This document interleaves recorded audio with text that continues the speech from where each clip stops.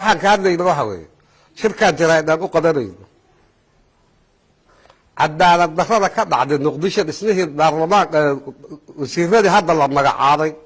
cadaalad darradii ka dhacday oo maxaa cabdullaahi farmaajo uu ka sameeyey madaxweynaha soomaaliya arrinkana dhibay oo aan ka hadlayno arrinkaa wey soomaali 4 beelood ee bar baa la yidhi waxay ku socotaa awood qaybsi maxaa cabdullaahi farmaajo awood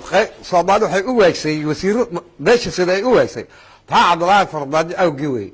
waxaan meesha ku qabanaynaa shir jaraa'id oo ka dhan ah mas-uuliyadda u sarreysa dowladda federaalka soomaaliya maxamed cabdullaahi farmaajo eedaas oo ku qotonta cadaalad darra iyo kala qoqobid iyo midabta koor iyo ujeeddooyin gaar ah ku fadhida waxa dhib ahoo ku haya haddaad qarsata ummadda mana uurkubaallo maaha kuma oranaysa mana ku ogaanaysa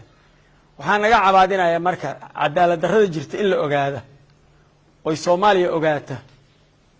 oo cid kasta oo haddii aan la yidhaha danaysa soomaaliya waxaa ka jira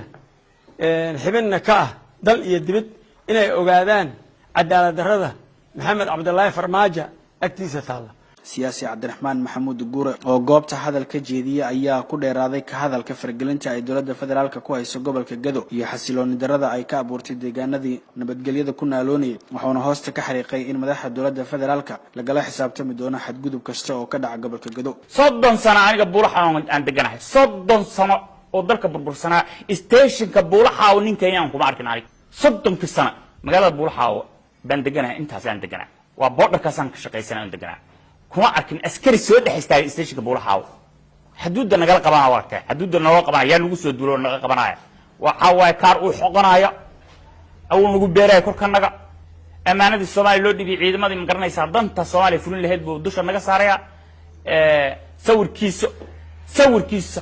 iyo wuxuu noo soo xawilay rasaas